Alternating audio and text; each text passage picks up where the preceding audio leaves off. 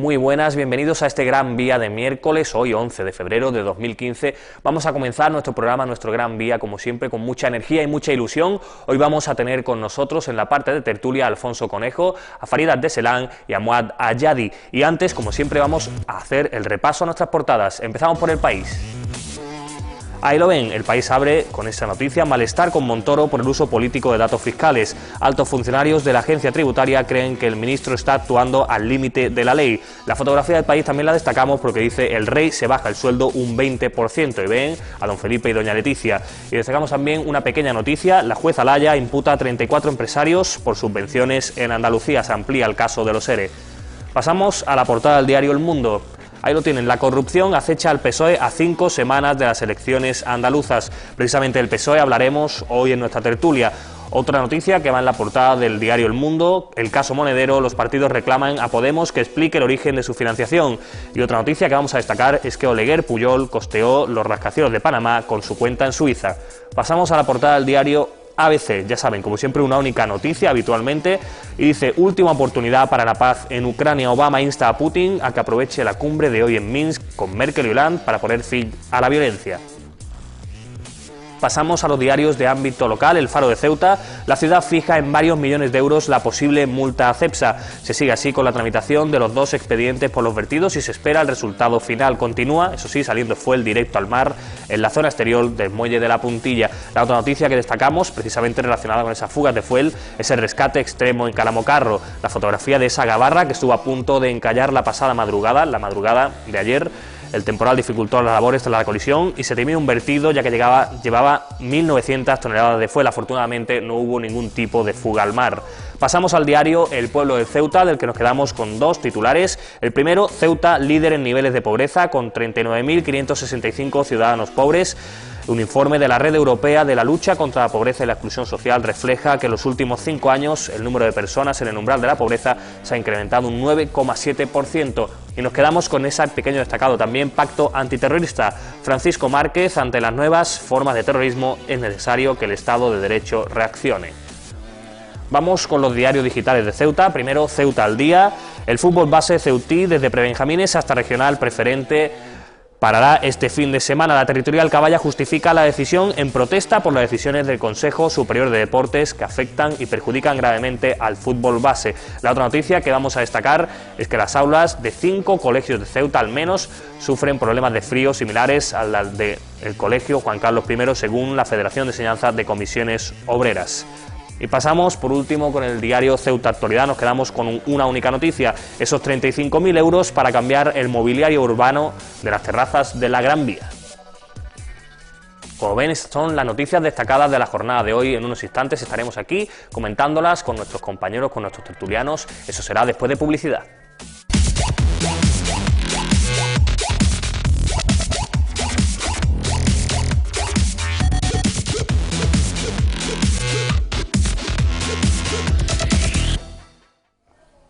Muy buenas, ya estamos aquí de vuelta en Gran Vía. Vamos a comenzar nuestra tertulia. Como siempre, les presento a nuestros invitados. Ya lo hice antes, pero lo hago con ellos al lado. Muy buenas, Farid. Buenos días. Tenerte aquí. Alfonso. Gracias. Buenos días. Un placer, como siempre. Y Muad Ayadi. Buenos días. Un placer. Bueno, estábamos aquí durante la publicidad, estábamos hablando precisamente de esa noticia que salía en la portada del País, de ese decremento del sueldo del rey de un 20%. El País dice que el rey se baja el sueldo un 20%. Estábamos aquí hablando sobre la monarquía y bueno, quiero que el debate pues siga, ¿no? Y Muad es el único que no ha hablado, pero me interesaba. Yo voy a dar algunos datos que vienen precisamente de esa noticia, ¿no? Porque yo creo que tiene un poco de trampa. Dice que el rey se baja el sueldo un 20%, el rey Felipe, obviamente, sí, pero al final el presupuesto de la Casa Real sigue siendo de 7,7 millones de euros, el mismo que el año pasado, y si tú haces las cuentas de la lechera, que es fácil, cuánto cobraba cada uno en 2014 y cuánto cobran ahora, pues entre el rey Juan Carlos, el príncipe Felipe, bueno, entonces el príncipe Felipe, la reina Sofía y la princesa Leticia el año pasado cobraron 673.331 millones de euros, euros. Millones no, sería un montón de millones. Y este año, entre los mismos, entre el ahora rey Felipe, el rey Juan Carlos, la reina Leticia y la reina Sofía, cobraron 655.764 euros. Es decir, que eso del bajarse el sueldo, realmente, lo único que baja el sueldo en estas 4 figuras es si no me equivoco, un 3,3% o un 3,7%. Por ahí anda la cifra. Muad, ¿qué te parece a ti? Empieza tú, que eres el que no ha hablado en publicidad. Yo es que, bueno, ya me conoces, Nacho. Yo hay temas que para mí son temas para distraer a la opinión pública sin más. Y uno de ellos es el tema de la monarquía. Es un debate para mí vacío, que no aporta nada, en el sentido de que España, pues como Estado y como nación histórica, pues tiene sus rasgos de identidad. Entre ellos, pues la monarquía siempre ha formado parte del tejido político y social del país. Y entrar en debatir si son 7,7 millones de euros el gasto que se destina a la familia real o no, para mí no aporta nada. Es decir, también a veces escuchamos pues aquellos debates de si monarquía o república en clave económica, no en clave política. Es decir, muchas veces la gente debate si monarquía sí o no en clave económica y no en clave política, entendiendo que igual un régimen diferente supondría un ahorro o un gasto menor de presupuesto que se destina, en este caso, a la jefatura del Estado. Podemos comparar con países no muy lejos como Francia, digamos que el presupuesto que se le destina al inicio y a la jefatura del Estado, la Cancillería alemana, bueno, en este caso no la Cancillería, sino la presidencia de la Federación Alemana, o otras repúblicas europeas, y vemos que los gastos no es que sean realmente diferentes. En económicos no hay mucha diferencia. No hay mucha diferencia, es decir, si vamos a debatir monarquía sí o monarquía no en clave política, podemos entrar y abrir un debate muy interesante en cuáles son los pros y los contras y las ventajas y los inconvenientes. Y si lo hacemos en clave económica solamente con una metodología que llamo yo populista, de a ver si encendemos a la indignación de la gente, de que la gente se sienta indignada, cuidado, que el rey cobra tanto y cobra menos o cobra más, para mí eso es vacío, no aporta nada. Y bien, sería pues una manera de hacer política, que yo siempre digo, pues existe la política seria y la política sálvame, ¿no? Si queremos hacer la política de sálvame, sabemos cómo es. Hay titulares que podemos sacar día sí día no. Si queremos hacer política seria, pues igual debemos de subir un poquito el nivel y decir, oiga, antes cuando escuchaba a Farid y escuchaba también Alfonso, me parece también muy interesante cuando se comparaban con otros estados como el Reino Unido, ¿no? Comparar, con todos respetos, comparar una democracia joven como la española con una democracia más que consolidada como es la británica, donde la monarquía pues tiene la legitimidad popular que tiene y tiene la transparencia que tiene. Que un dato muy curioso, que igual la gente se sorprende, incluso el gasto en papel higiénico se indica en los presupuestos británicos de la Casa Real. Imagínense ustedes la transparencia hasta dónde llega, incluso cuánto se destina al papel higiénico y cuánto se destina incluso a los bolsos de la reina, etcétera, etcétera, etcétera, ¿no? Digamos que esto es una cuestión de cultura política, más que de entrar en un debate institucional de qué régimen político debería haber o no debería haber, ¿no? Farid. Sí, en alguna que otra pincelada de Moad estoy de acuerdo, evidentemente.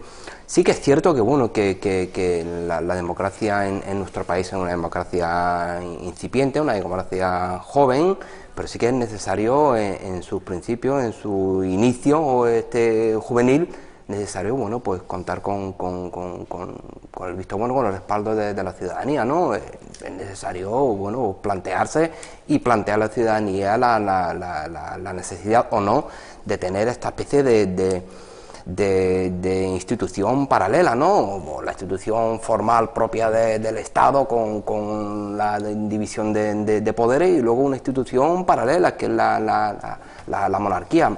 No sé hasta qué punto esto se puede seguir sosteniendo en el tiempo, un país que pretende avanzar hacia una democracia moderna.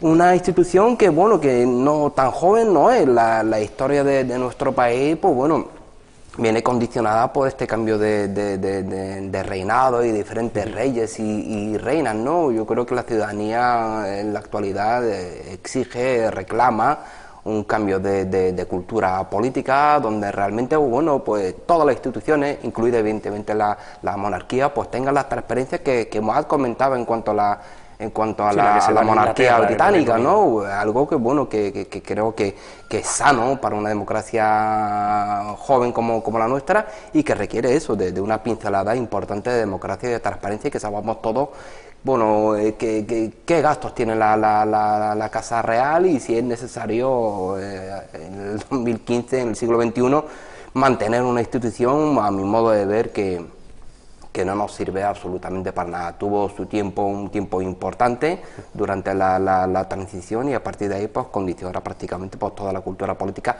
actual y futura de nuestro país. Esa precisión en la transparencia de los que hablabais los dos, yo creo que es bueno ya no solo en monarquía, sino en cualquier tipo de institución. Es decir, llegar a ese nivel de precisión en la transparencia también lo sería. Alfonso, ¿tú querías decir algo? Sí, no, yo en relación con lo que dicen mis compañeros, yo decir que precisamente la grandeza de la democracia está en admitir incluso a los que van en contra de ella. Me refiero a esto concretamente y a España, porque España es un ejemplo de que este sistema político ha funcionado perfectamente, imagino que seguirá funcionando. Por tanto, no es que hay que defender constantemente a lo que es la monarquía, pero sí nos ha venido muy bien.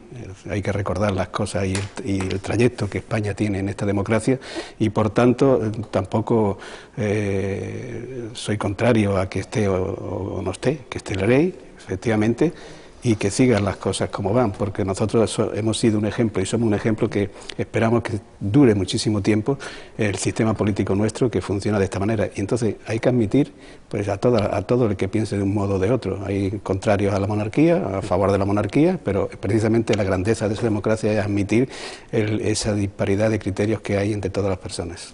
Yo volviendo un poco, hoy por cerrar el asunto de la monarquía, decían más, ¿no?, que era un poco un debate sálvame, de monarquía sí, monarquía solamente no. un pequeño inciso. Didi. En cuanto también a lo que comentaba a Ferit, ¿no?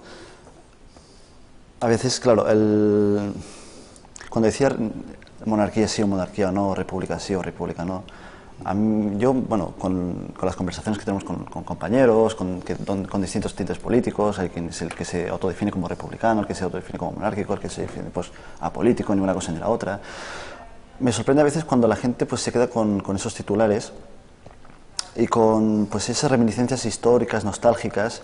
Claro, cuando la gente dice yo soy republicano, pero entonces ¿habrá un sistema parlamentario o será un republicanismo pues al estilo francés? ¿Qué quiere decir eso? ¿Que habrá un presidente de la República con amplias competencias o habrá un presidente del gobierno que por lo tanto la presidencia de la República será meramente simbólica, como es en el caso de Grecia, como es en el caso de Italia, como es en el caso de otros países que no son presidencialistas? Cuando hablamos de calidad democrática, hablemos de calidad democrática. Cuando hablemos de transparencia, hablemos de transparencia. Pero no desviemos la atención a un debate vacío de monarquía sí o monarquía no. Pongo dos ejemplos. Bélgica es una monarquía. Holanda es una monarquía. Y la calidad democrática en Holanda y en Bélgica no se puede cuestionar. Suecia es una monarquía y también la calidad democrática y además el estado del bienestar tan desarrollado que tienen es debajo de una monarquía. Por lo tanto, aquí el debate no es tanto si la jefatura de Estado debe ser república o no, sino que yo dije la última vez, ¿no? En este caso, pues donde está sentado ahora mismo Ferit, donde estaba Emilio, yo le dije dos cosas. Siempre tenemos que poner anteponer dos principios, ¿no? El de la eficacia y la eficiencia ante cualquier debate, de mirar qué es aquello más útil y menos útil. Entrar en debates históricos y de pues, conversaciones de cafetería, que digo yo, por no decir de bar, creo que no aporta nada, ¿no? Sí, yo lo que iba a decir es que quizá mi idea no iba tanto por debatir si monarquía sí, monarquía no, como por debatir el anuncio de una rebaja del 20% en el sueldo, claro, que después, si suman los sueldos, no es tal. Exacto. O sea, no hay rebaja de sueldo, pero el anuncio se hace. O sea, el rey se baja un 20% del sueldo, pero tú sumas lo que gana entre todos. A lo mejor el rey, como tal, sí gana un 20% menos, pero porque su padre gana un 15% más y su madre un 5% más, y al final se ha quitado un 20% para que sus padres ganen un 20% más. Pero es un dato que tampoco es un dato importante y significativo. Significativo es nuestra monarquía, que es la que menos gana quizás de Europa. Sí, eso hay que tenerlo presente, es decir, que es la que menos gana de Europa, es decir, por tanto, tampoco es una gran cantidad ni una barbaridad para la representación que tiene y para lo que supone para nosotros, porque supone fuertemente para España pues este sistema político que hasta ahora nos va bien. Yo lo defiendo totalmente. Una cosa muy rápida y muy breve. Cuando decía lo del debate monarquía y monarquía, no me refería al programa en sí, me refería al debate a nivel político y a nivel nacional. Evidentemente, Gran Vía es un programa que está 1000 veces por encima, mil veces por encima de Sálvame. Yo creo que la calidad del programa y los telespectadores lo pueden así confirmar, y a lo largo del tiempo que lleva, la calidad no se puede en ningún momento cuestionar. Me refería simplemente al debate a nivel político y en absoluto a que esté presente en la mesa o no esté en la mesa. Hombre, el programa no lo hace usted. millones, o sea... Solamente quería dejarlo claro y...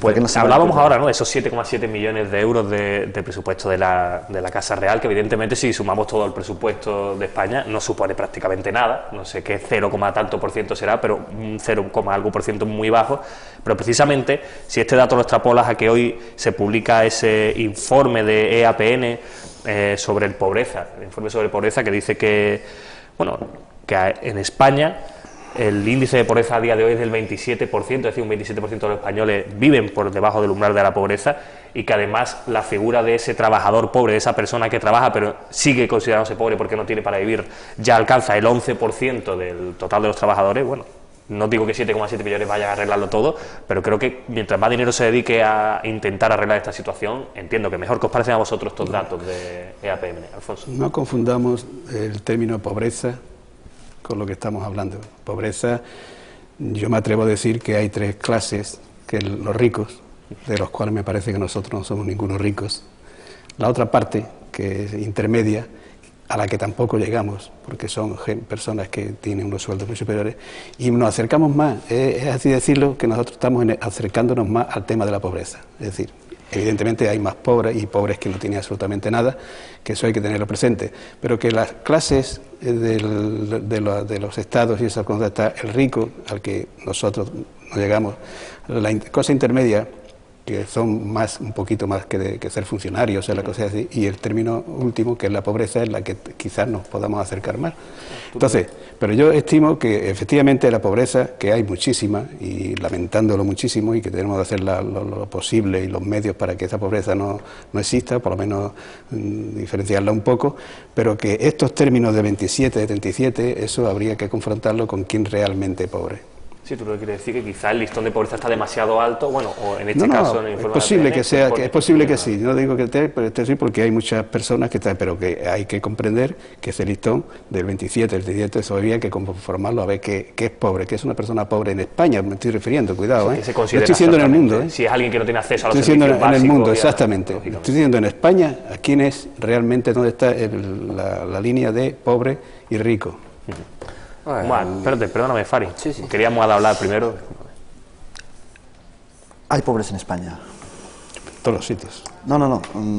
Vamos porque claro, desgraciadamente tenemos en España un miedo y vergüenza de decir las cosas que nos pasa y que tenemos a nivel internacional, porque España, pues, en la medida en que pues tuvo el desarrollo económico que tuvo el incremento económico y el desarrollo económico tan grande que tuvo en los últimos años, sobre todo las décadas a partir del 96 en adelante, pues incluso a pasar a formar parte del G20, etcétera, etcétera, pues nos cuesta mucho reconocer de que tenemos datos, vamos a decirlo de alguna manera, pues un poco delicados de reconocer, ¿no? Y voy a poner voy a mencionar una anécdota. En noviembre participé en un congreso internacional que se organizó en Andalucía, y en una de las intervenciones a mí me chocó muchísimo. Y era sobre el papel o cómo promocionar la marca España. El que intervino dijo una frase que hoy la comparto con ustedes. Dijo lo siguiente: sacó una portada del New York Times, no sé si la recordáis, en la que aparecía pues un ciudadano en Madrid, creo que era, pues hurgando en un cubo de basura, buscando comida. Esa imagen fue denunciada firmemente por la institución o las instituciones del Estado, en este caso el gobierno, diciendo pues que era una imagen que distorsionaba la realidad, que no era cierta, etcétera, etcétera. El comentario de la persona que mostró aquella portada era el siguiente: ¿hay pobreza en España? ¿Sí o no? Sí. ¿Esa imagen es real? ¿Sí o no? Sí. ¿Sabes cuál fue la respuesta de cómo hacer frente a esa pobreza? Diciendo que esa imagen no debía salir fuera. Se preocupaba más de que esa imagen saliese a nivel internacional y no a solucionar el problema que hay de trasfondo. En España hay pobreza energética. Hay familias que no pueden pagar el recibo de la luz, el recibo del agua. Hoy estamos en invierno, hay gente que no tiene para pagar el butano, hay gente que no tiene para pagar el gas natural, ya no hablemos de la pobreza también tecnológica, evidentemente hay ni comunicación ni móviles. Nosotros, claro, vamos caminando y vemos que el WhatsApp, el Internet, el ADSL, nos parecía cosas como obvias. Hay familias que evidentemente ya no tienen capacidad ni para llenar el carro de compra como para tener esa tecnología a disposición, desahucios. Estamos hablando de millones de familias en España que no tienen ningún ingreso, ninguno, ni público ni privado, no tienen ningún ingreso. ¿Eso cómo se le llama? Sí. Evidentemente Tenemos una soberbia, desgraciadamente, en los partidos mayoritarios en España que se quieren mostrar al mundo como algo que realmente pues no son. Y es que en España tenemos un problema muy grave, que no debemos de tener vergüenza en reconocer los problemas que tenemos y afrontarlos con responsabilidad y decir, oiga, aquí hay un problema, vamos a asumirlo y vamos a... Para solucionar un problema, entre todos tienes que reconocerlo. Si no reconoces el problema, no podrás solucionarlo. Yo creo que podemos aclarar, tengo aquí la definición de la propia EAPN sobre qué es pobreza, aclarémoslo, ¿no? Para que claro, dice que la pobreza es la situación o forma de vida que surge como producto de la imposibilidad del acceso o carencia de los recursos para satisfacer las necesidades físicas y psíquicas básicas humanas que inciden en el desgaste del nivel de vida y de la calidad de vida de las personas. Es decir, que no es, como quizás podía estar proponiendo Alfonso, que no son los pobres que están pidiendo en la calle sentados con el cartelito, no es un 27% de gente sentada en la calle con el cartelito, sino, como decía Moat también, gente que probablemente pues no tenga acceso a servicios tan básicos como pues no pueden pagar la luz o no pueden... Extrayendo la definición, que es la definición formal y actual de pobreza, el no podrá acceder física o psíquicamente a una serie de servicios, es decir, me reafirmo lo que decíamos, en España hay pobreza. Hay pobreza porque hay una parte importante de la población que no puede acceder a una serie de servicios básicos, a una serie de servicios contemplados en la Constitución, que es el derecho a la sanidad, el derecho a la cultura, el derecho a la vivienda. No nos olvidemos que hay gente que se suicida, en nuestro país porque pierde la vivienda. Hay gente que se está muriendo. Hay gente que se está muriendo con la enfermedad, con la hepatitis C, que no puede acceder a la medicación. Hay chicos jóvenes, de aquí el más joven, que imagino que habrá chavales que se quedaron fuera de su promoción por no poder formalizar definitivamente sus estudios universitarios. Ya no os cuento la formación reglada básica. En España hay pobreza porque, insisto, hay una parte importante de la población española que no puede acceder a una serie de servicios básicos, una serie de servicios públicos, como el acceso a la vivienda, como el acceso a la cultura, como el acceso a la educación. Eso significa que en España hay pobreza, independientemente de la cuestión estética que comentábamos. Los gobiernos, tanto Partido Popular como Partido Socialista, se han preocupado únicamente de la cuestión estética, pero se han olvidado de la cuestión ética, que era cumplimentar la necesidad de la población española. Insisto. Y son cuando la Agencia Europea utiliza los ítems o los criterios para llegar a esta conclusión, lo hace de una forma muy clara y muy objetiva. Insisto, en España hay pobreza. Vamos a darle la palabra a Alfonso y ya cerramos esta parte del debate. Este discurso tan negro, tan triste que he planteado siempre por la izquierda radical, ¿me entiendes? Yo estoy de acuerdo. La izquierda radical, Alfonso. Sí, tú te dependes de un partido en el que los integrantes de ese partido son izquierda radical. Entonces, diariamente es su forma de verlo. Forma de verlo, perdóname, cada uno dice lo que uno cree. Es que me parece muy bien todas las cosas que has dicho de esa oscuridad y de esa negrura que tiene. Estoy refiriendo a España. España es uno de los países, precisamente, que más adelantado en este aspecto que muchísimos más. Yo no te voy a hablar de la pobreza en otros países, de muy cercanos que tenemos, y cuál es el pobre de ahí y cuál es el pobre nuestro, ¿me entiendes? Es decir, pero que yo admito lo de la pobreza y que no tenía que haber ningún pobre, eso por un principio, no tenía que haber absolutamente ningún pobre. Pero hombre, pobreza a los efectos que estamos hablando y que dice aquí el presentador, por ejemplo, citar la pobreza de ver en la calle una persona tirada, yo tengo que deciros, y conozco los Estados Unidos, el primer país del mundo y quizás el más rico, de ver pobres en la calle, pobres en la puerta de la iglesia, y también he visto en esos Estados Unidos, porque conozco a gente que se trata de ese tema, de ir a verlos y decirle, de solucionar los asuntos para que vayan a comer y no querer. Es decir, que hay pobreza también que luchas con ese asunto, y aquí también ocurre, porque aquí en Ceuta concretamente somos un pueblo, somos una ciudad en la que la ayuda más a la pobreza es más grande que en toda España, y todo hay cifra, coger los presupuestos, que están los presupuestos ahí, es lo que dedica Ceuta a la pobreza, lo que dedica Ceuta, y hombre, por Dios, y estamos así, pero que es una pena que haya pobreza. Yo no soy partidario de que es la pobreza, porque entre otras cosas, yo tengo que decir una cuestión, y sois muy jóvenes, con mucho éxito y muchas cuestiones. Vosotros, afortunadamente, no sabéis lo que es la pobreza, lo que es sufrirla. El que os habla, sí ha sufrido la pobreza. Por tanto, a mí, de hablarme de pobreza, es un poco serio, ¿eh? Y sé lo que es pobre, y sé lo que es no tener absolutamente nada, y sé lo que es no poder comer. No, Eso hay que tener. yo sí te puedo dar perfectamente de lo que es la pobreza. Yo he nacido y soy de una familia pobre, donde yo acceder a unos estudios para mí era una auténtica epopeya, donde subsistir era una auténtica epopeya, donde tener unas condiciones de habitabilidad era una auténtica epopeya. Yo sí sé que es pobreza. Y vivo en un barrio pobre y vivo en una ciudad pobre, en una ciudad donde, bueno, se presentó el programa de Ningún niño sin las 3 comidas y estamos a la espera de que se active. Donde hay niños que a fecha de hoy siguen sin poder acceder a los comedores. Donde cerca del 45% de la población ceutí vive en el umbral de la pobreza. Donde cerca del 40% están en riesgo de exclusión social. Donde hay familias que no tienen absolutamente nada para vivir. Donde cada una de las formaciones que representaron en la asamblea, organizaciones vecinales, crean y activan bancos de alimentos en una ciudad tan pequeñita como esta, algo falla en esta ciudad. Bueno, dejamos aquí esta parte del debate, ahora después volvemos y seguimos hablando de pobreza porque es un tema yo creo que también muy interesante y también tenemos que hablar, como ha dicho Fari, también planteaba Alfonso, de ese informe en el ámbito local ceutí. Enseguida volvemos, vamos a una segunda publicidad y a la vuelta está aquí Laura Ortiz con las noticias de Ceuta.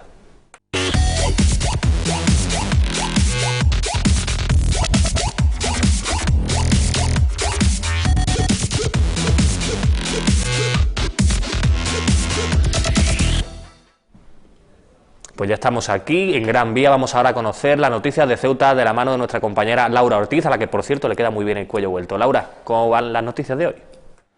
Buenos días, Nacho, muchas gracias. Vamos a empezar con malas noticias, porque la Red Europea de Lucha contra la Pobreza y la Exclusión Social ha publicado su cuarto informe sobre el estado de la pobreza en España y los datos para Ceuta son desoladores. Reflejan que la ciudad tiene la tasa de pobreza más alta de todo el país, con un 40,8%, y que además casi la mitad de la población ceutí se mantiene en riesgo de exclusión social. El 40,8% de la población ceutí es pobre o muy pobre. Ese es un dato de finales de 2013 y recogido en el informe sobre el estado de la pobreza en España.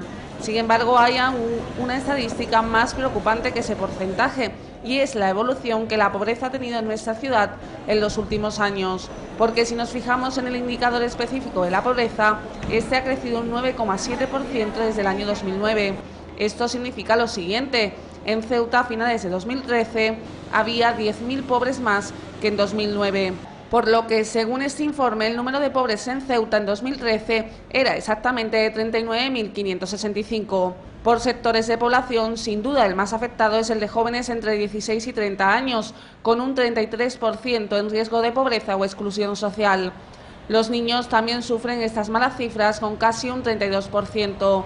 En total, la tasa de pobreza infantil para menores de 16 años es superior al 26%, es decir, 6 puntos por encima del resto de España. Otro dato del que Ceuta no sale bien parada es la tasa de privación material severa, con una gran variación entre los territorios, ya que oscila entre el 0,6% de Navarra y el 15% de Ceuta. La media en España es algo superior al 6%, por lo que, de nuevo, Ceuta vuelve a situarse con los niveles más elevados. Y este informe sobre el estado de la pobreza en España ya ha provocado reacciones de partidos como, por ejemplo, Unión, Progreso y Democracia. La formación exige al Gobierno que, ante los altos porcentajes de personas en riesgo de exclusión social, reconozca sus errores y tome medidas. Para los Magenta, Ceuta está dividida entre ricos y pobres y, por si fuera poco, la ciudad tiene problemas tan graves como el fracaso escolar o el desempleo. Y vamos con más cosas, porque los presidentes de Ceuta y Melilla celebrarán mañana jueves una nueva cumbre de ciudades autónomas, la 14ª de Juan Jesús Vivas y Juan José Imbroda. Será, como decimos, este jueves en Ceuta y con la economía como eje principal del orden del día. Será este miércoles por la noche cuando desembarque en Ceuta el presidente de la ciudad hermana de Melilla, Juan José Imbroda, una nueva cumbre de las ciudades autónomas, la 14ª desde que Vivas llegara al poder en 2001, que estaba prevista inicialmente hace 2 semanas, en vísperas de la Convención de los Populares, aunque finalmente se trasladó a esta segunda semana de febrero. La llegada del presidente melillense está prevista para este miércoles por la tarde, cuando se hará una reunión de carácter interno. Imbroda llegará a Ceuta acompañado por su consejero de Economía y Hacienda, Daniel Conesa, pues será esa, la economía, el eje central del orden del día en esta nueva cumbre de Ceuta y Melilla. Los dos gobiernos, que mantienen contactos habituales, tienen además un objetivo en común, que es aumentar la presencia y el peso específico de Ceuta y Melilla en el mapa nacional. Una cita que, además, llega en vísperas de otra cita electoral, en la que Vivas e Imbroda serán, una vez más, cabezas de cartel. Y más cosas, el Gobierno ha aprovechado la nueva Ley de Seguridad Ciudadana para de paso crear el marco legal para el rechazo en frontera, más conocido como devoluciones en caliente. Además, en la misma enmienda, el Grupo Popular se ha comprometido a redactar el protocolo que regirá estas devoluciones en frontera y el trato a los inmigrantes. El ministro del Interior, Jorge Fernández Díaz, aprovechó ayer la negociación de la Ley de Seguridad para anunciar que se redactará un protocolo que regule la actuación de los cuerpos y fuerzas de seguridad del Estado en las fronteras de Ceuta y Melilla ante la llegada de inmigrantes, cuya creación se incluirá a modo de enmienda en la Ley de Seguridad Ciudadana. Pero no será una nueva ley, sino solo un nuevo texto al que se añadirán varios párrafos, uno de ellos con el citado protocolo y otro con el nuevo marco legal que permita las devoluciones en la frontera. Según explicó el ministro, este protocolo dará más previsión y más seguridad jurídica ante las dudas que a algunos, ironiza, les suscita el concepto operativo de rechazo en la frontera, una práctica que, apuntó, viene efectuando la Guardia Civil ininterrumpidamente desde el año 2005, sin que nadie lo cuestionara antes. Pues hasta aquí las noticias de esta mañana de miércoles. Nacho, vais a tener muchos asuntos para debatir en la mesa. A los que están en casa, recuerden que la información vuelve a Ceuta Televisión a partir de las 8:30 de la tarde. Mientras tanto, sigan disfrutando de Gran Vía con Nacho Gallego. Pues muchas gracias, Laura. Aclarar que a Laura le queda bien el cuello vuelto y todo lo que no sea el cuello vuelto también. Me parece que lo he dicho ahí, pero no, le queda bien todo. Vamos a seguir hablando aquí, vamos a empezar por esa noticia también que nos traía la compañera, que ya habíamos adelantado un poco, ¿no? Ese informe de la EAPN sobre pobreza, que también evidentemente afecta a Ceuta, tiene su apartado, y que, como contaban las noticias, pues en fin, en Ceuta un 40,8% de los ceutíes es pobre o muy pobre, y otro 7% está en riesgo de exclusión social. Es decir, se suma y al final sale casi un 47, casi un 50% en riesgo de exclusión social. Muad, que no te di la palabra antes. No, yo voy a aprovechar el tiempo de dividirlo en dos partes. La primera, un comentario sobre el intenso debate que hemos visto antes con los compañeros. Yo no voy a entrar en ese juego de a ver qué la hice más gorda, porque yo, como dije la semana pasada, a mí no me gusta la política basada en titulares, decir que la gente se está muriendo de hambre en la calle. Yo no voy a entrar en ese debate frívolo y sensacionalista.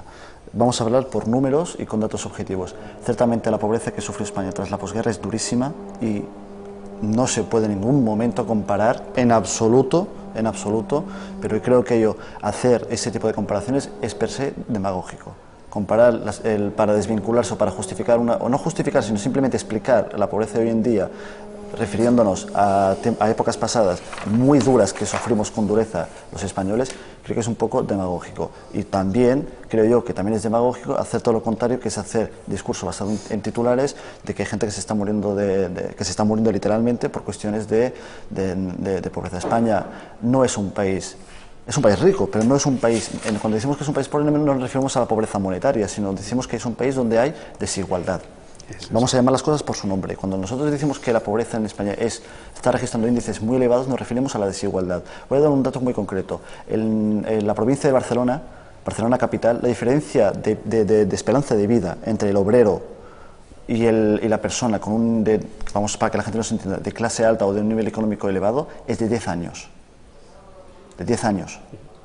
Es decir, que la desigualdad también implica vivir más o vivir menos. Otra cosa que es importante, y ahora ya paso a la segunda parte, y es cuando Alfonso decía antes que Ceuta destina un presupuesto importante en cuanto a la pobreza. El problema de Ceuta no es el dinero que se destina a paliar la pobreza, sino, como dijimos nosotros en el Movimiento por la Dignidad de la Ciudadanía, el problema de Ceuta es que el gobierno gobierna una ciudad a espaldas del pueblo. ¿Qué quiere decir eso?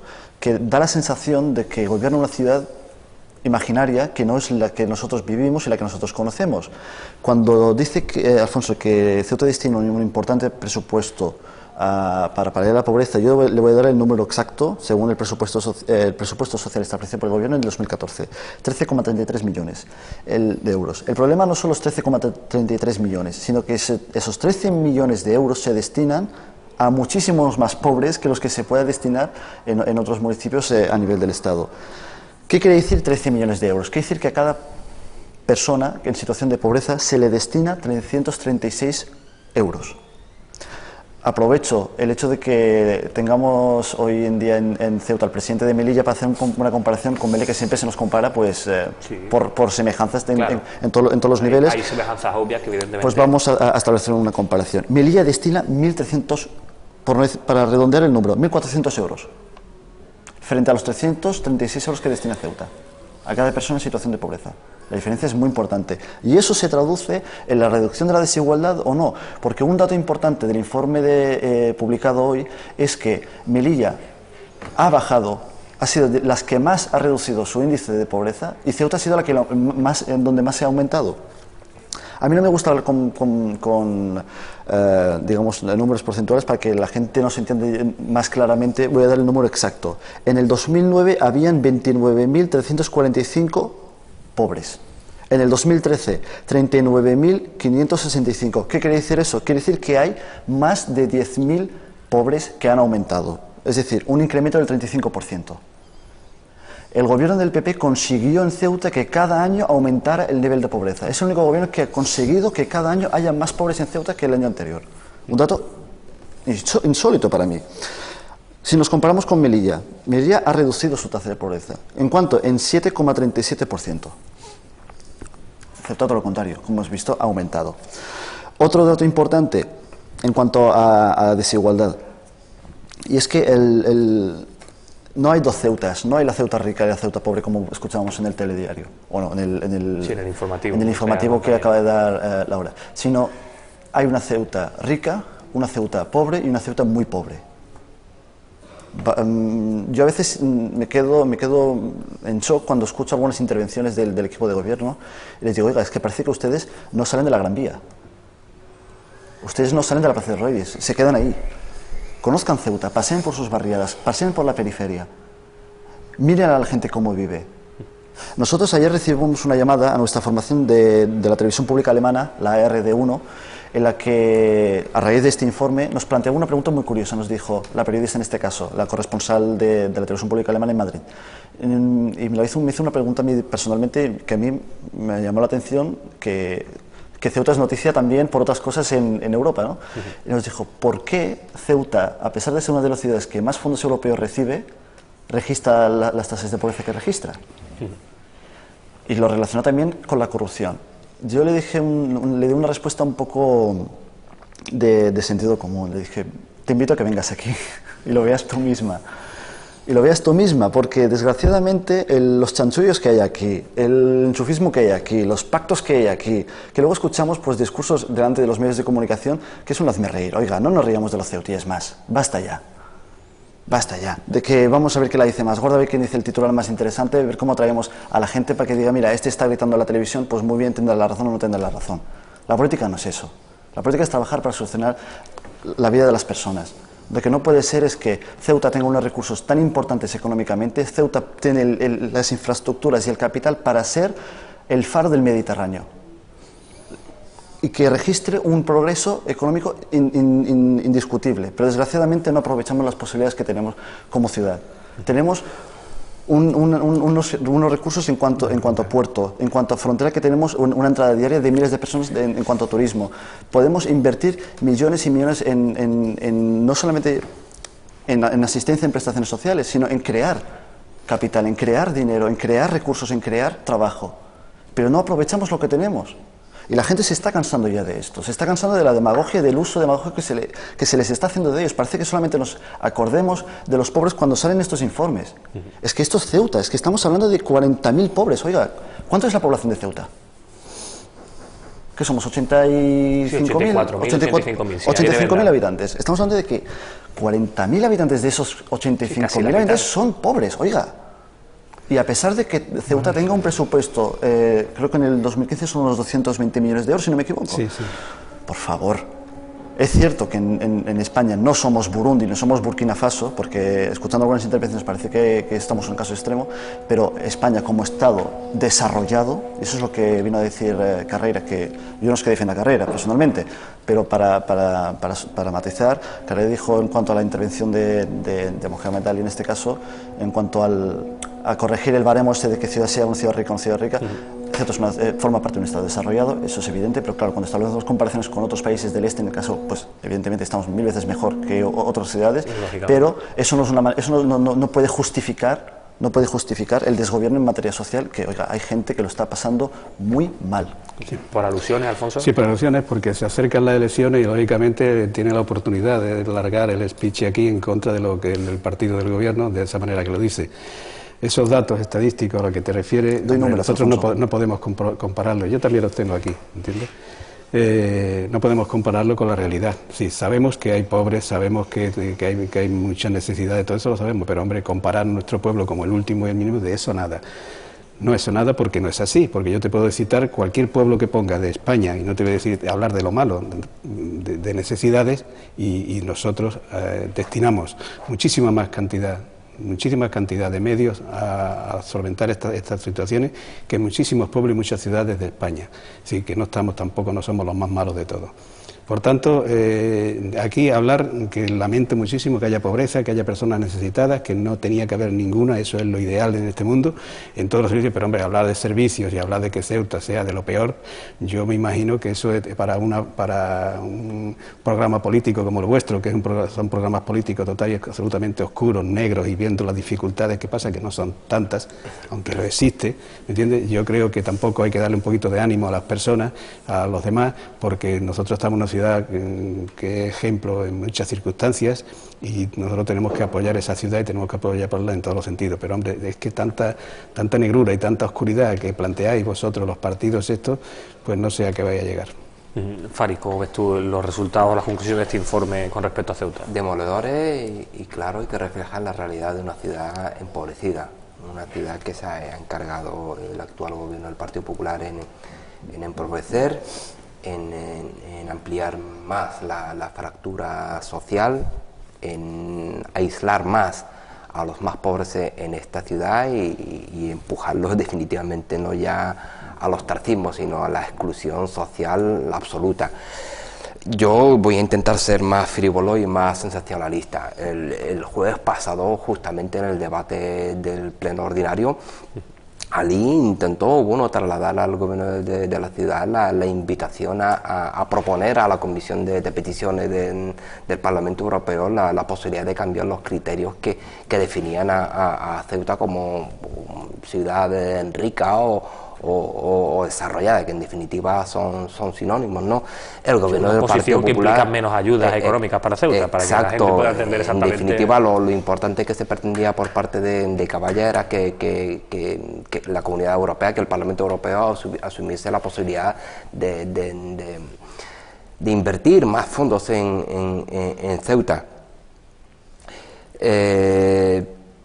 También he de recordar que hace escasamente un par de plenos se intentó también la posibilidad de que se activase, que se implementase por parte del gobierno un programa de inserción laboral para quienes estuviesen en exclusión social, y nos encontramos evidentemente otra vez con la negativa por parte del gobierno del Partido Popular. Los datos que arroja hoy la agencia europea, yo creo que únicamente hacen un diagnóstico claro y crudo de la realidad ceutí, una realidad que en tasas de desempleo roza los 15.000 parados, donde, insisto, hay cerca de un 45% de la población roza el umbral de la pobreza, donde hay muchísimas familias que les cuesta llegar al mes, poder acceder a servicios básicos y poder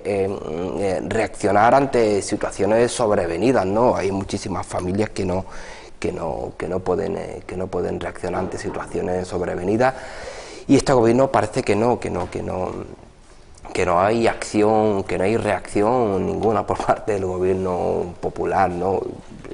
Yo creo que son datos que este gobierno y los anteriores deberían de tomar cuenta, realmente asimilar que Ceuta es una ciudad que está día a día empobreciéndose y que es necesario activar políticas que tiendan a reactivar la economía local, a ofertar o a diseñar un modelo económico nuevo y bueno, y aprovechar pues las posibilidades que tiene una ciudad con unas posibilidades como plataforma logística norte-sur, sur-norte importantes. Vamos, creo que han quedado bastante claras las posturas de cada uno. Un comentario, pero os dejo a vosotros dos comentarios, a ti por alusiones y a ti por cada... A mí por alusiones, aprovechar este momento, ¿me entiendes? Porque Fari seguimos con el programa electoral, están las elecciones ahí, yo lo entiendo perfectamente, pero vamos, es poner las cosas que no son así tampoco, ¿eh? Es decir, la realidad es que no es así, Fari. Por tanto, habría que hablar de la verdad y decir las cosas como están y cómo está la ciudad, qué es lo que se hace y qué es lo que hace el gobierno realmente, ¿me entiendes? Ahora ponerlo todo a oscuras te da una sensación de decir, caramba, me faltan 2 minutos para irme de Ceuta porque me va a tocar a mí. Entonces esas cosas hay que plantearlas bajo un punto de seriedad, de honestidad, te digo honestidad, porque ni lo que has dicho de Europa es así, porque Europa no es lo que tú digas ni lo que tú mandes, Europa es lo que nos manden ellos, porque para eso forma el grupo de los 28 y estas cosas se solucionan allí, no aquí. Pero que estamos pidiendo siempre y somos la pobreza y lo que hacemos es pedir y tenemos que tener un ánimo un poquito de que la gente de fuera, la gente que nos vea, la gente que conozca Ceuta, pues tenga otro concepto, porque con este aspecto aquí es muy difícil que venga nadie a hacer nada porque aquí viene y se mete en el boquete negro oscuro de que no tiene solución y eso no es así. Muy rápidamente. Rápidamente, soluciones hay, Alfonso, y vuelvo a repetir un número que son números oficiales que ha publicado el Gobierno. El presupuesto social, según el Gobierno, en el 2014 son 13 millones de euros, lo que supone 336 euros por persona. El problema no solo es el presupuesto, no es el dinero que se destina, sino que en Ceuta hay muchos pobres, y vamos a reconocer que hay 40.000 pobres en Ceuta. Otra cosa muy rápida, en cuanto a lo que decía Farid. Nosotros en el Pleno, el MDC, a través de nuestra portavoz Fátima Ahmed, votamos a favor de la propuesta de Cabeza en cuanto a que la Unión Europea replantee que considera a Ceuta como una ciudad, pues cuanto puede afectar eso a los fondos europeos que se puedan destinar a Ceuta. El problema no es que Ceuta sea una ciudad desarrollada o no, rica o no, pobre o no. El problema es que Ceuta es una ciudad desarrollada, rica, pero con 40.000 pobres. Digámoslo así. Y eso no es electoralismo, Alfonso. Esos son datos del gobierno que preside o que está llevando el Partido Popular. Por lo tanto, estos números no los invento yo, sino los da el gobierno y son datos oficiales. Vamos a, si os parece, a relacionar un poco también esto que estamos hablando con la noticia, otra noticia del día, que es esa visita del presidente de Melilla, de Imbroda, aquí a Ceuta. Lo digo relacionar porque precisamente hablábamos, ¿no?, de que hay que hacer la comparación con Melilla por cuestiones obvias. Somos las dos únicas ciudades autónomas, hay ciertas similitudes sociales, incluso económicas.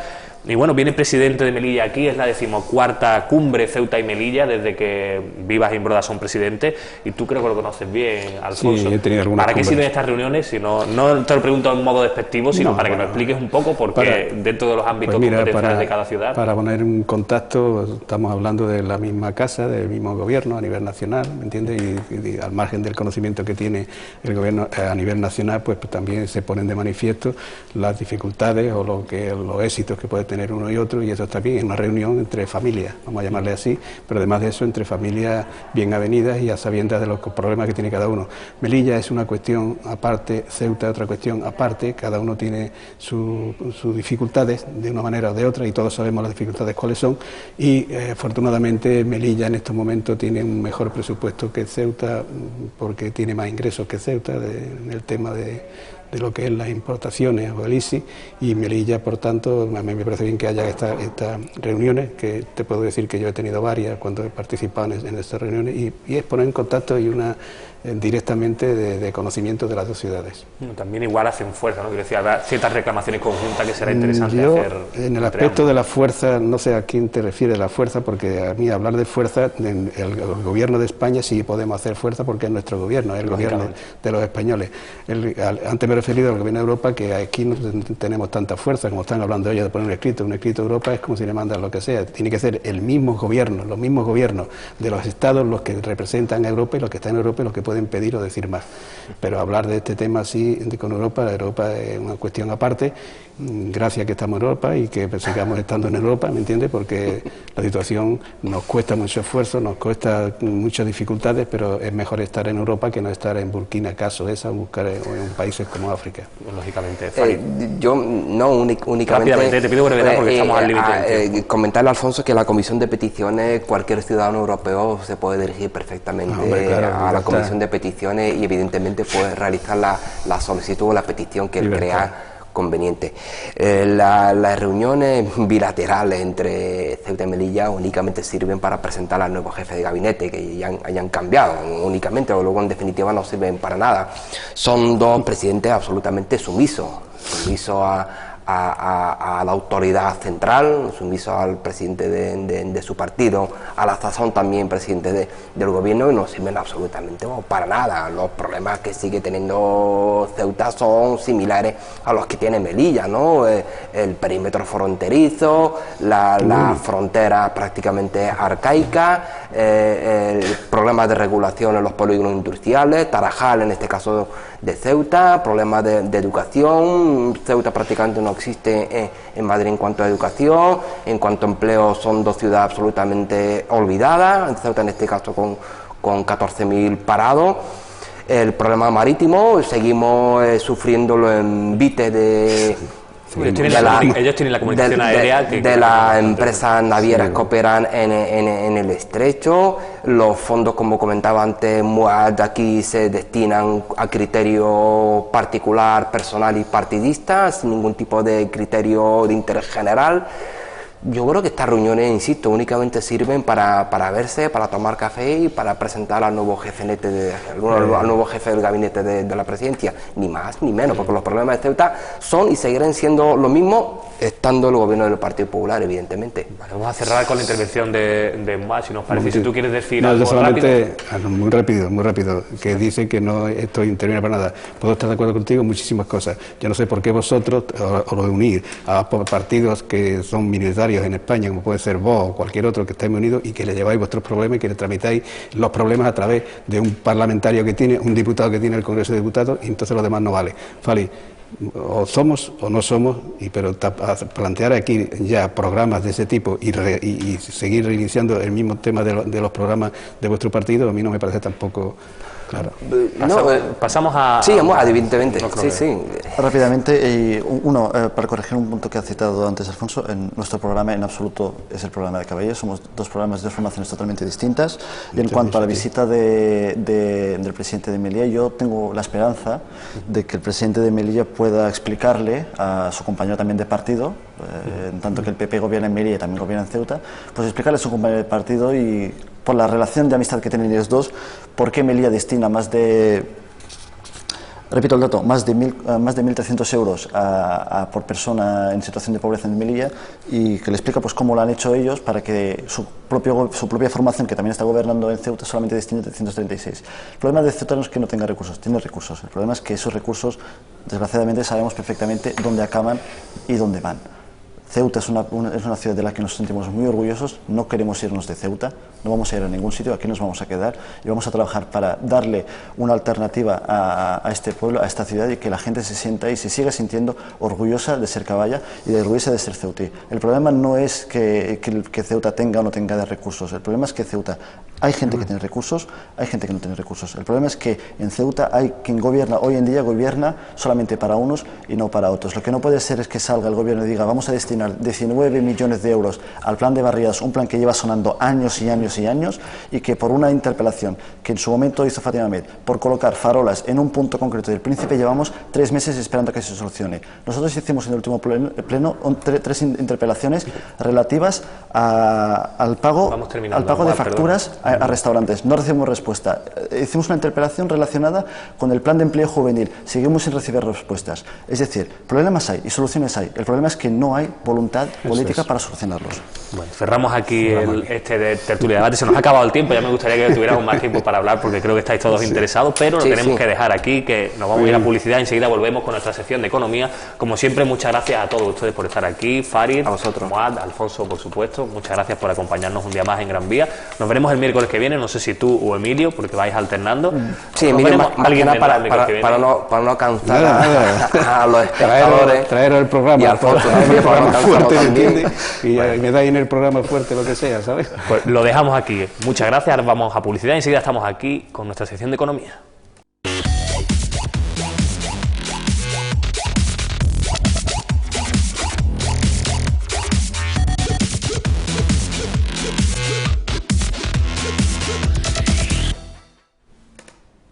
Pues ya estamos aquí en Gran Vía, vamos a comenzar nuestra sección de economía. Como siempre, ya saben, en las últimas semanas no podemos contar con Alberto Lora, que volverá, así que mientras estamos tirando de otros expertos, de otra gente que nos explican diversos conceptos sobre economía global, economía local y conceptos curiosos de lo que es el mundo económico. Esta semana venía yo preguntándome exactamente qué es la crisis, de dónde surge, a dónde va.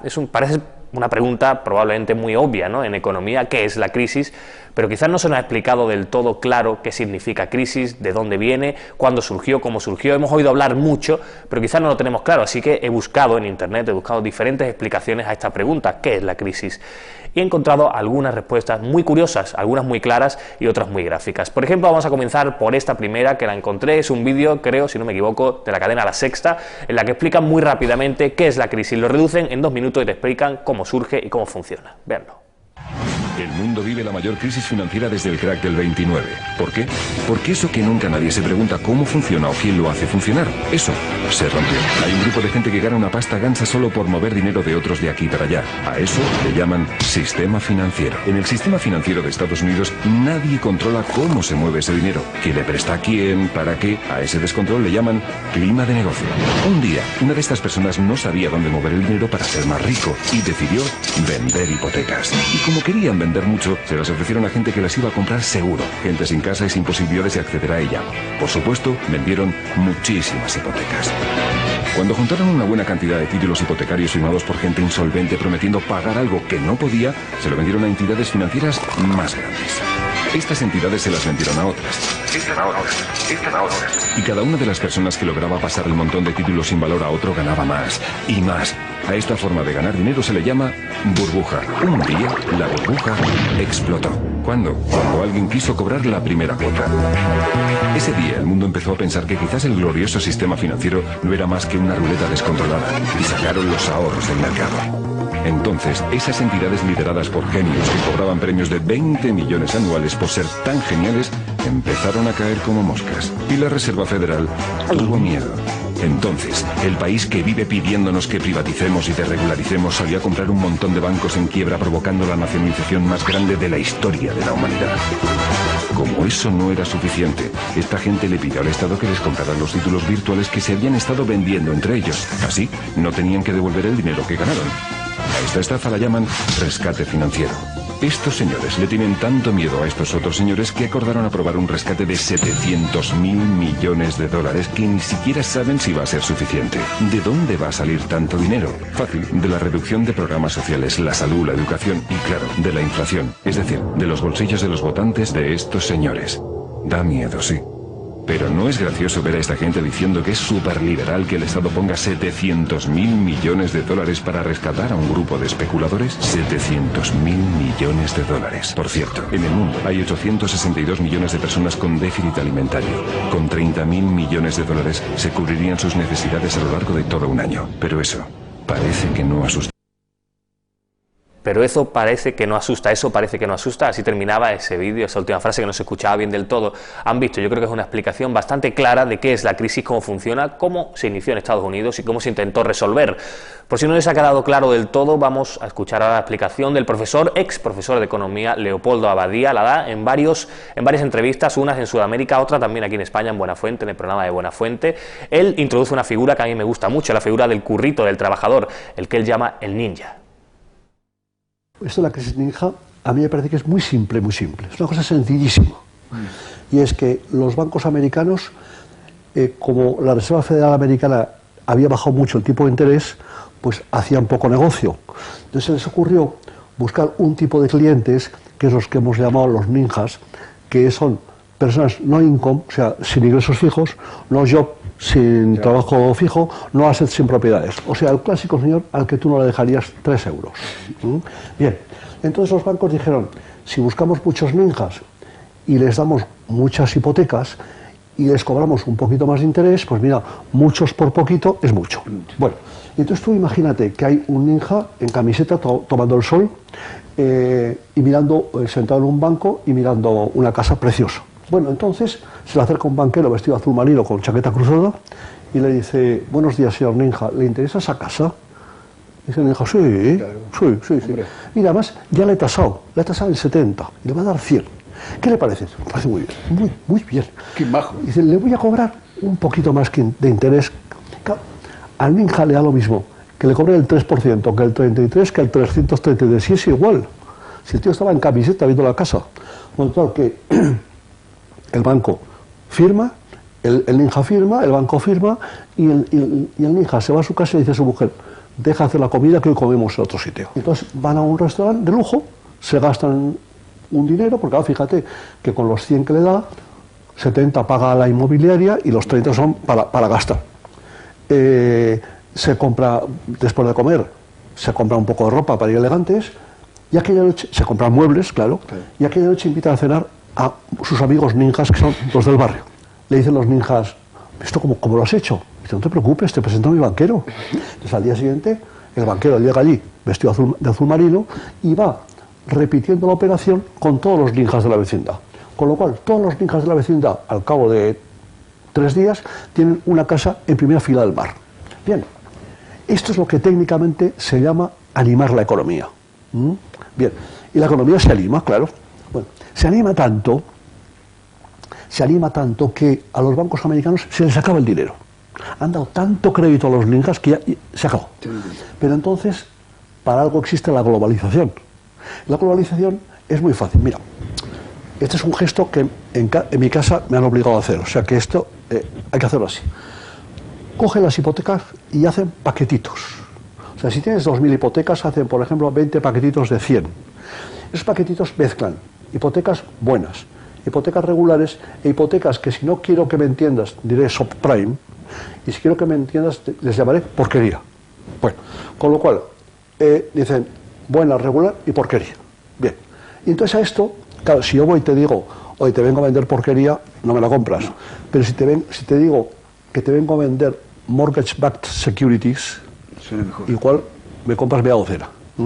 Con lo cual, todos los bancos del mundo tienen porquería, pero no saben cuánta. Entonces, resulta que los bancos, como saben todos que los demás tienen porquería, no se fían unos de otros. Y entonces, los bancos se van prestando dinero todos los días en lo que se llama el mercado interbancario, y se lo prestan a un determinado tipo de interés, que es lo que se llama el Euribor. Como fíjate que todo eso que te decía de los ninjas, que tú te reías pensando que estaba muy lejos, en cuanto te he dicho la palabra Euribor, ya te has quedado un poco mosca. Bueno, porque el Euribor resulta que es lo que a nosotros es el índice por el que está unido a nuestra hipoteca. Entonces, como resulta que los bancos no se fían, se cobran más intereses por el dinero que se prestan. El Euribor sube y tú a final de mes pagas más.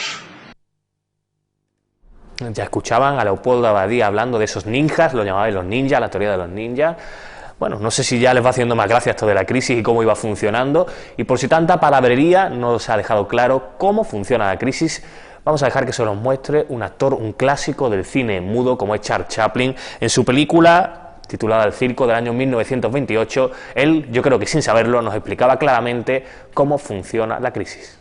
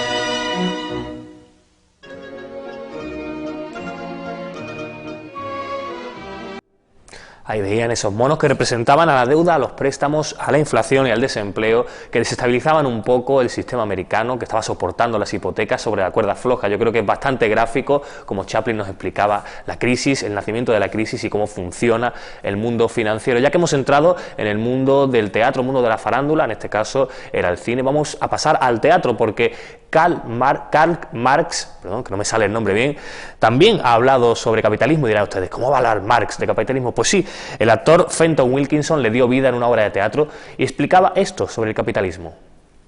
I confess, I did not reckon with capitalism's ingeniousness in surviving. I could not imagine that there would be drugs to keep a sick system alive, wars to keep industries going, and to make people so crazed with patriotism that they forget their own misery. And religious fanatics promising the masses that Jesus is going to return. I know Jesus. He's not coming back. I was wrong in 1848, thinking that capitalism was on its way out.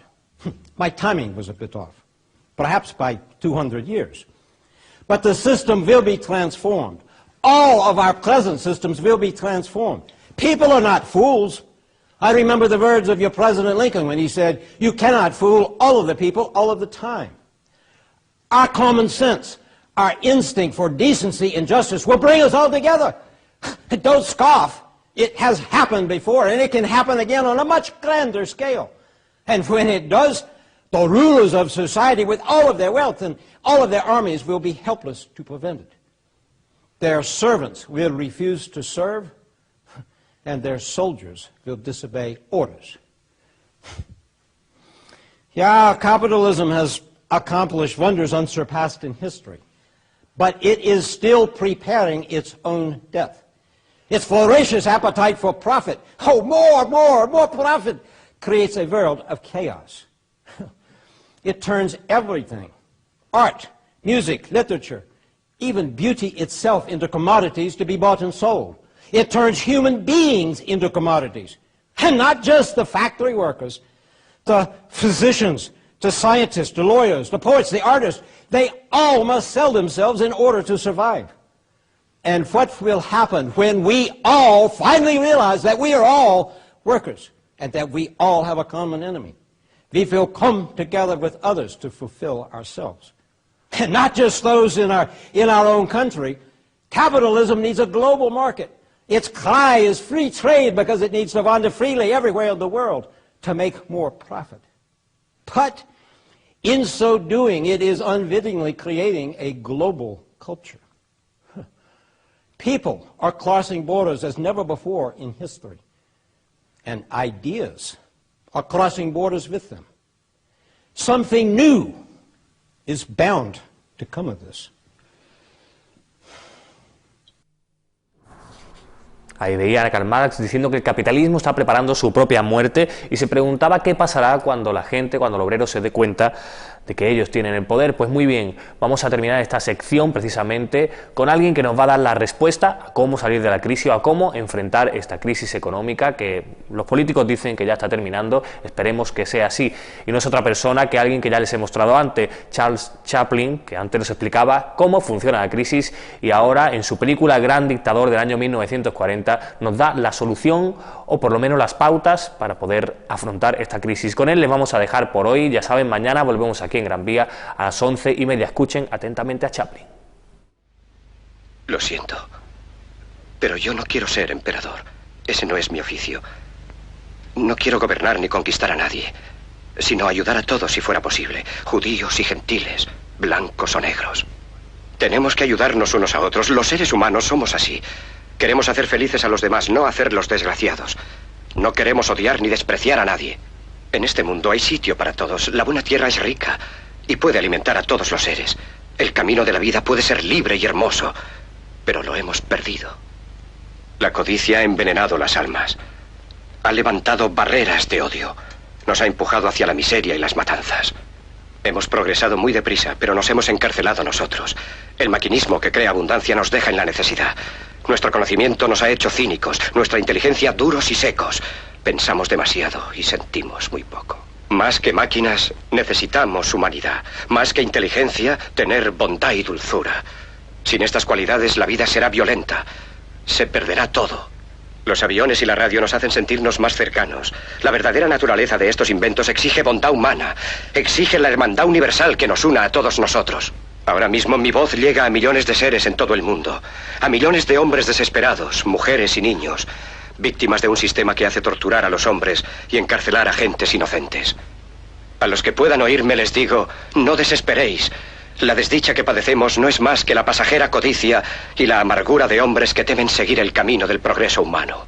El odio de los hombres pasará y caerán los dictadores y el poder que le quitaron al pueblo se le reintegrará al pueblo y así, mientras el hombre exista, la libertad no perecerá. Soldados, no os rindáis a esos hombres, que en realidad os desprecian, os esclavizan, reglamentan vuestras vidas y os dicen lo que tenéis que hacer, que pensar y que sentir. Os barren el cerebro, os ceban, os tratan como a ganado y como a carne de cañón. No os entreguéis a estos individuos inhumanos.